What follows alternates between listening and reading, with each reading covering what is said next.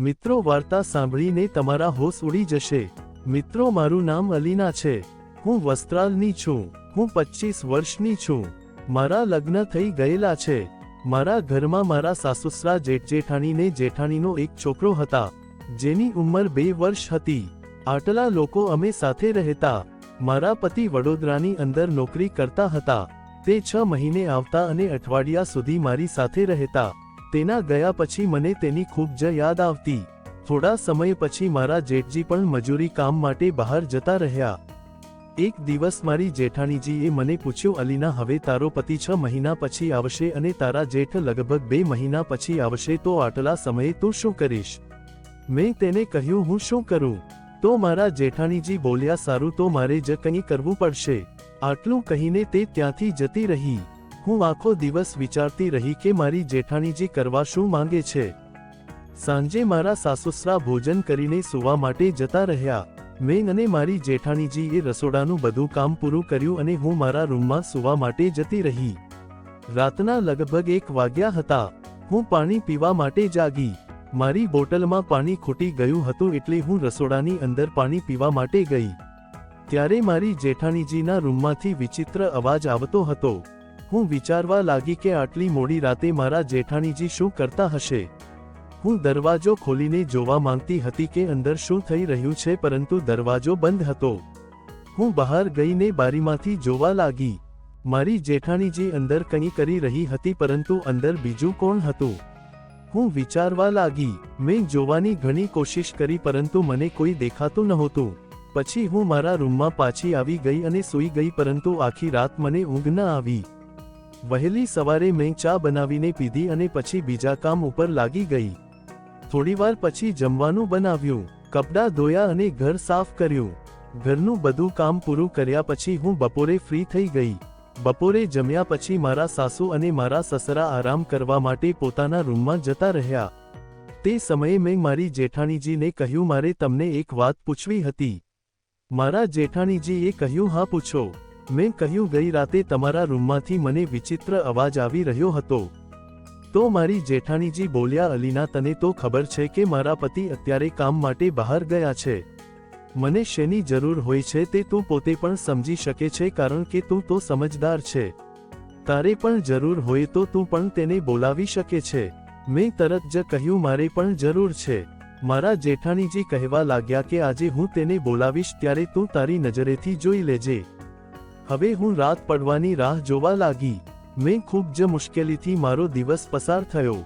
સાંજના સમયે હું મારી જેઠાણીજી સાથે બજારમાં ગઈ અને જ્યારે મેં તેના વિશે પૂછ્યું તો મારા જેઠાણીજી બોલ્યા, મારી સાથે આવ, તેની પાસે જ તને લઈ જઈ રહી છું। મારા જેઠાણીજી મને દૂધવાળા પાસે લઈ ગયા। મેં કહ્યું, આપણા ઘરે દૂધ તો પડ્યું જ છે। તો મારા જેઠાણીજીએ કહ્યું, મને ખ્યાલ છે। જ્યારે અમે દૂધવાળાની પાસે ગયા તો તે હસતા હસતા બોલ્યો, આવો મેડમ, આવો। જ્યાં તેણે ગેસનો ચૂલો મૂક્યો હતો તે મને ત્યાં લઈ ગયો। મારા જેઠાણીજી પણ મારી સાથે આવી રહ્યા હતા। મેં પીળા રંગની સાડી પહેરી લીધી હતી અને મારા જેઠાણીજીએ સરસ મજાનો ડ્રેસ પહેર્યો હતો। થોડીવાર પછી મારા જેઠાણીજીએ તેને ઈશારો કર્યો એટલે તરત જ દૂધવાળો ભાઈ બોલ્યો, ઠીક છે, રાતે હું આવીશ। હવે હું પણ થોડું સમજવા લાગી હતી, પરંતુ હું હજી પૂરેપૂરું સમજી શકી નહોતી। પછી મેં મારા જેઠાણીજીને પૂછ્યું તો તેણે મને બધું સમજાવ્યું। થોડીવાર પછી હું અને મારા જેઠાણીજી ઘરે આવ્યા ને ઘરનું બધું કામ પૂરું કર્યું। મારા સાસુસરાને જમવાનું આપ્યું ને તે જમ્યા એટલે તેમના રૂમમાં મોકલી દીધા। પછી અમે બંને દૂધવાળાની રાહ જોવા લાગ્યા। 11 વાગ્યે દૂધવાળો અમારા ઘરે આવ્યો। તે પાછળના દરવાજાથી ઘરમાં આવ્યો। ત્યારે હું મારી જેઠાણીજીના રૂમમાં જતી રહી હતી। જ્યારે તે રૂમમાં આવ્યો ત્યારે મારી સાથે મારી જેઠાણીજીનો છોકરો રમી રહ્યો હતો। મેં તેને કહ્યું, હું સુવડાવી દઉં છું। તો મારા જેઠાણીજીએ કહ્યું, ના ના, રહેવા દે। દૂધવાળાએ આવતા જ મને પકડી લીધીને મારી જેઠાણીજીની સામે જ કહેવા લાગ્યો, મેડમ, નાના મેડમ પણ તમારી જેમ જ ખૂબ જ સુંદર છે। મારા જેઠાણીજીએ કહ્યું, બિલકુલ તારી વાત સાચી છે, એટલા માટે મેં તને આવવાનું કહ્યું હતું। હું મારા જેઠાણીજીની સામે શરમાવા લાગી। મેં મારી જેઠાણીને કહ્યું, તમે મારા રૂમમાં સૂઈ જાઓ। તો મારા જેઠાણીજીએ કહ્યું, હવે તને તારા પતિની યાદ નહીં આવે। એમ કહીને તે હસવા લાગ્યા। પછી દૂધવાળાની સામે જોઈને તે બોલી, મારો નંબર ક્યારે આવશે? તો દૂધવાળો કહેવા લાગ્યો કે થોડીવાર પછી. અમે વાતો કરવા લાગ્યા. જેઠાણીજી મને બતાવી રહ્યા હતા કે તેણે કઈ રીતે દૂધવાળા ભાઈ સાથે સેટિંગ કર્યું. હું છોકરા સાથે રમી રહી હતી. જેઠાણી બોલ્યા, સૂઈ જા દીકરા, હું તને એક બીજો નાનો ભાઈ આપું છું. મારા જેઠાણીજી બોલ્યા, હા જરૂર. મારા જેઠાણી મારી બાજુમાં જઈને સૂઈ રહ્યા હતા અને છોકરો નીચે રમી રહ્યો હતો. મેં જઈને તેને તેડી લીધો અને હું તેનો ચહેરો ધ્યાનથી જોવા લાગી અને પછી હું આશ્ચર્યચકિત થઈ ગઈ કારણ કે તેનો ચહેરો દૂધવાળા ભાઈ સાથે બિલકુલ મેચ થતો હતો. તો લગભગ 1 કલાક પછી મેં તેને પાછો મોકલી દીધો કારણ કે વધારે સમય રોકાવું અમારા માટે યોગ્ય નહોતું. મારા સાસુસરા વહેલા જાગી જાય છે એટલે તેને પાછો મોકલી દીધો. હવે મને મારા પતિની યાદ વધારે નથી આવતી અને મારી જેઠાણીજીએ મને કહ્યું હતું કે દૂધવાળા ભાઈ હવે દૂધના પૈસા પણ નથી લેતા, જેના લીધે દર મહિને રૂપિયા બચી જ જાય છે અને અમને બંનેને આનંદ પણ મળી જાય છે.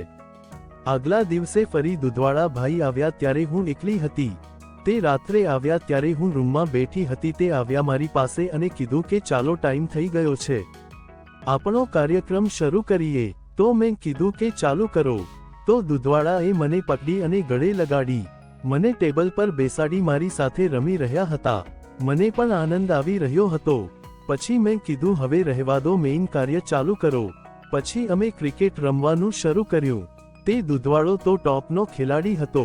તે એવું જોરદાર રમતો હતો કે મને પરસેવો લેવડાવી દીધો. પછી તે ત્યાંથી પોતાનું કામ કરી નીકળી ગયો. હું ત્યાં જ સૂઈ ગઈ. આવી જ વાર્તા સાંભળવા માટે ચેનલને સબસ્ક્રાઇબ અને વિડીયોને લાઇક કરજો દોસ્તો. ધન્યવાદ.